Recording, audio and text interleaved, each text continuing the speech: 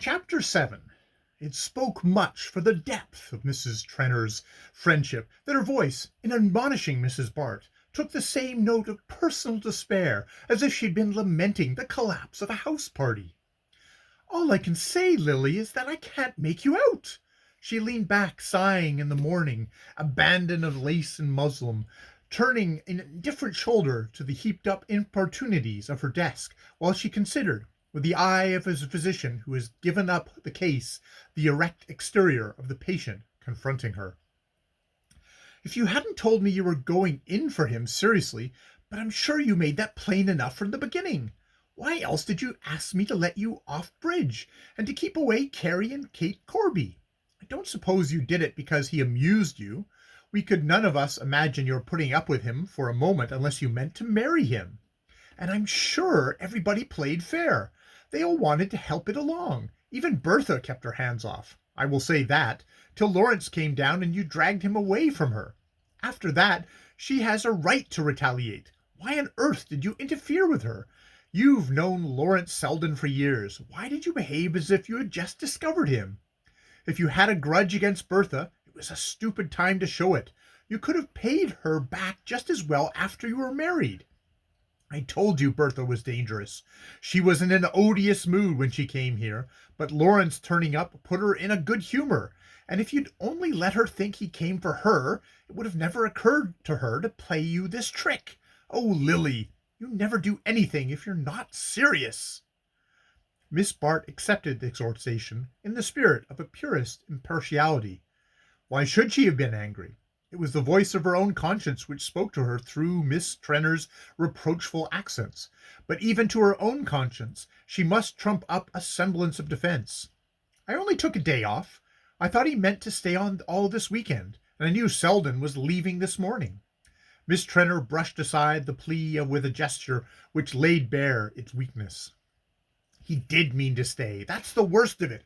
It shows that he's run away from you, that Bertha's done her work and poisoned him thoroughly." Lily gave a slight laugh. "Oh, if he's running, I'll overtake him." Her friend threw out an arresting hand. "Whatever you do, Lily, do nothing." Miss Bart received the warning with a smile. "I don't mean literally to take the next train. There are ways," but she did not go on to specify them. Miss Trenner sharply corrected the tense. "There were ways, plenty of them. I don't suppose you needed to have them pointed out. But don't deceive yourself. He's thoroughly frightened. He has run straight home to his mother, and she'll protect him." "Oh, to the death," Lily agreed, dimpling at the vision. "How can you laugh?" Her friend rebuked her, and she dropped back to a sober perception of things, with the question, what was it that Bertha really told him? "Don't ask me. Horrors. She seems to have raked up everything. Oh, you know what I mean. Of course there isn't anything, really. But I suppose she brought in Prince Varligo and Lord Hubbard, and there was some story of your having borrowed money from old dead Van Alstyne. Did you ever?" "He is my father's cousin," Miss Bart interposed. "Well, of course she left that out. It seems Ned told Carrie Fisher, and she told Bertha, naturally. They're all alike, you know. They hold their tongues for years, and you think you're safe, but when their opportunity comes, they remember everything." Lily had grown pale. Her voice had a harsh note in it. "It was some money. I lost at bridge to the Van Osbergs. I repaid it, of course." "Ah, well, they wouldn't remember that. Besides, it was the idea of the gambling debt that frightened Percy. Oh, Bertha knew her man. She knew just what to tell him." In this strain Miss Trenner continued for nearly an hour to admonish her friend. Miss Bart listened with admirable equanimity. Her natural good temper had been disciplined by years of enforced compliance, since she had almost always had to attain her ends by the circuitous path of other people's, and, by being naturally inclined to face unpleasant facts as soon as they presented themselves, she was not sorry to hear an impartial statement of what her folly was likely to cost, the more so as her own thoughts were still insisting on the other side of the case. Presented in the light of Miss Trenner's vigorous comments, the reckoning was certainly a formidable one, and Lily, as she listened, found herself gradually reverting to her friend's view of the situation. Miss Trenner's words were more over-emphasized for her hearer by anxieties which she herself could scarcely guess. Affluence, unless stimulated by a keen imagination, forms but the vaguest notion of the practical strain of poverty. Judy knew it must be horrid for poor Lily to have to stop to consider whether she could afford real lace on her petticoats, and not to have a motor car and a steam yacht at her orders. But the daily friction of unpaid bills, the daily nibble of small temptations to expenditure, were trials as far out of her experience as the domestic problems of the charwoman. Miss Trenner's unconsciousness of the real stress of the situation had the effect of making it more galling to Lily. While her friend reproached her for missing the opportunity to eclipse her rivals, she was once more battling in imagination with the mounting tide of indebtedness from which she had so nearly escaped. What wind of folly had driven her out again on those dark seas? If anything was needed to put the last touch to her self-abasement, it was the sense that of the way her old life was opening its ruts again to receive her. Yesterday her fancy had fluttered free pinions above a choice of occupations. Now she had to drop to the level of the familiar routine, in which moments of seeming brilliancy and freedom alternated with long hours of subjection. She laid a deprecating hand on her friend's. "Dear Judy, I'm sorry to have been such a bore, and you are very good to me, but you must have some letters for me to answer. Let me at least be useful." She settled herself at the desk, and Miss Trenner accepted her resumption of the morning's task with a sigh, which implied that, after all, she had proved herself unfit for higher uses. The luncheon table showed a depleted circle. All the men but Jack, Stepney, and Dorset had returned to town. It seemed to Lily a last touch of irony that Selden and Percy Gryce should have gone in the same train, and Lady Cressida and the attendant Wetheralls had been dispatched by motor to lunch at a distant country house. At such moments of diminished interest, it was unusual for Mrs. Dorset to keep her room till the afternoon, but on this occasion she drifted in when luncheon was half over, hollow-eyed and drooping, but with an edge of malice under her indifference. She raised her eyebrows as she looked about the table. "How few of us are left! I do so enjoy the quiet. Don't you, Lily? I wish the men would always stop away. It's really much nicer without them. Oh, you don't count, George. One doesn't have to talk to one's husband. But I thought Mr. Gryce was to stay for the rest of the week," she added inquiringly. "Didn't he intend to, Judy? He's such a nice boy. I wonder what drove him away. He is rather shy, and I'm afraid we may have shocked him. He has been brought up in such an old-fashioned way. Do you know, Lily, he told me he had never seen a girl play cards for money till he saw you doing it the other night. And he lives in the interest of his income, and always has a lot of left over to invest." Miss Fisher leaned forward eagerly. "I do believe it is someone's duty to educate that young man. It is shocking that he has never been made to realize his duties as a citizen.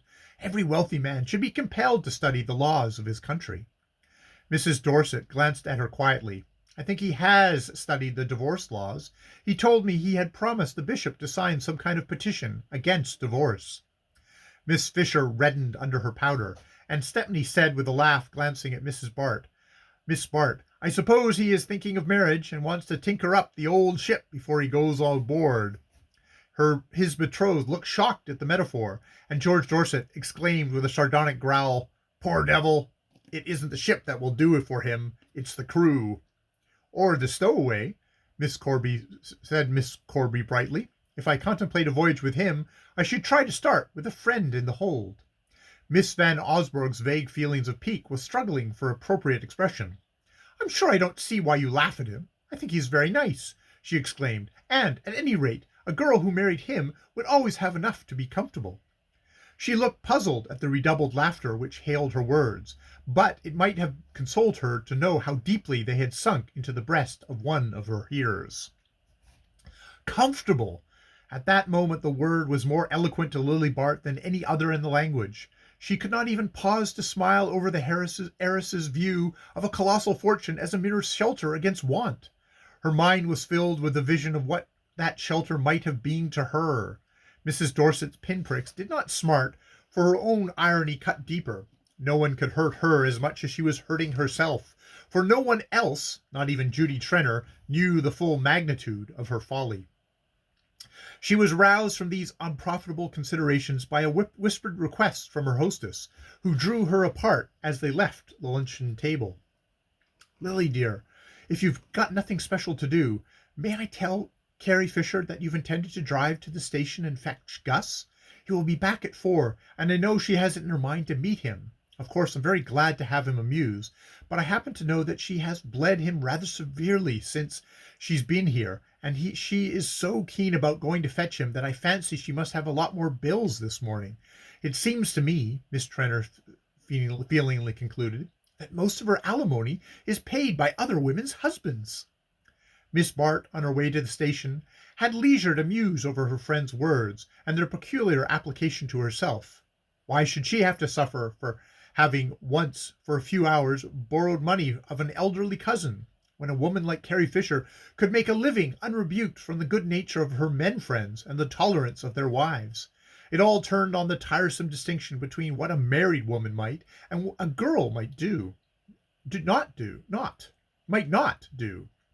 Of course, it was shocking for a married woman to borrow money, and Lily was expertly aware of the implication involved, but still, it was a mere malum prohibum, which the world decries but condones, and which, though it may be punished by private vengeance, does not provoke the collective disapprobation of society. To Miss Bart, in short, no such opportunities were possible. She could of course borrow from her women friends, 100 here or there at the utmost, but they were more ready to give a gown or a trinket, and looked a little askance when she hinted her preference for a cheque. Women are not generous lenders, and those among her lot was cast with were either in the same case as herself, or else too far removed from it to understand its necessities. The result of her meditations was the decision to join her aunt at Richfield. She could not remain at Bellomont without playing bridge and being involved in other expenses, and to continue her usual series of autumn visits would merely prolong the same difficulties.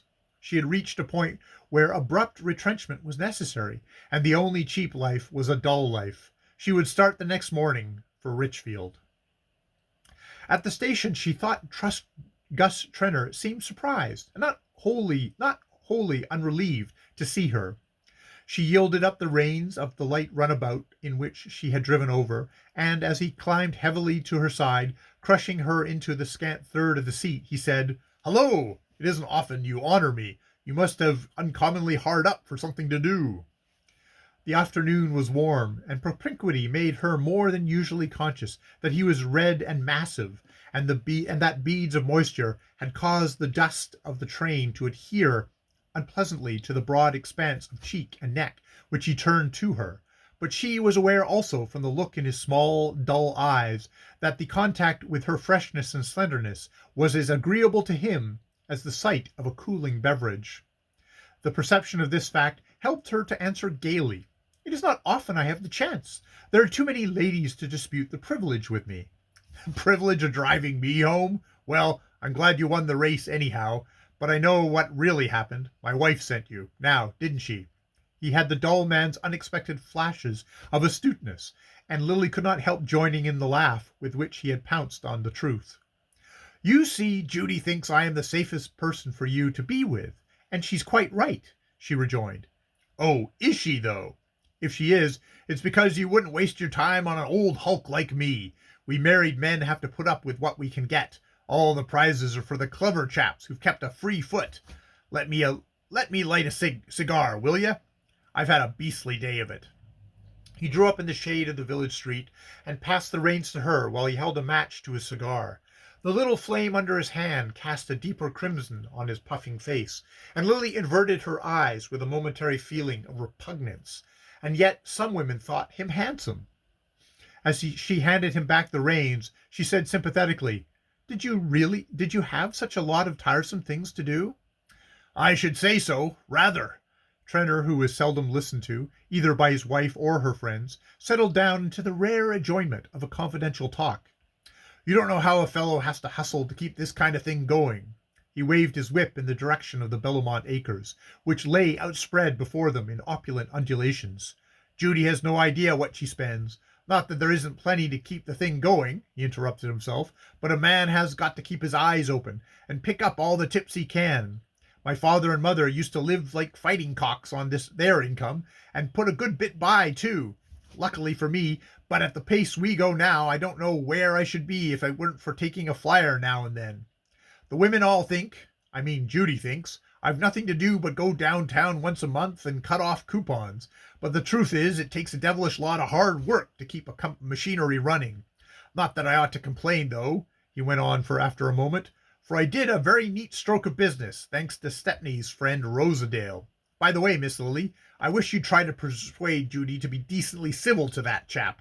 He's going to be rich enough to buy us all out one of these days, and if she'd only ask him to dine now and then, I could get almost anything out of him. The man is mad to know the people who don't want to know him, and when a fellow's in that state, there is nothing he won't do for the first woman who takes him up." Lily hesitated for a moment. The first part of her companion's discourse had started an interesting train of thought, which was rudely interrupted by the mention of Mr. Rosedale's name. She uttered a faint protest. "But you know Jack did try and take him about, and he was impossible." "Oh, hang it! Because he's fat and shiny, he has a sloppy manner. Well, all I can say is that the people who are clever enough to be civil to him now will make a mighty good thing of it. A few years from now he'll be in it whether we want him or not, and then he won't be giving away a $500,000 tip for a dinner." Lily's mind had reverted from the intrusive personality of Mr. Rosedale to the train of thought set in motion by Trenner's first words. This vast, mysterious Wall Street world of tips and deals, might she not find it in it a means of escape from her own dreary predicament? She had often heard of women making money in this way through their friends. She had no more notion than most of her sex of the exact nature of the transaction, and its vagueness seemed to diminish its indelicacy. She could not, indeed, imagine herself in any extremity stooping to extract a tip from Mr. Rosedale, but at her side was a man in possession of that precious commodity, and who, as the husband of her dearest friend, stood to her in a relation of almost fraternal intimacy.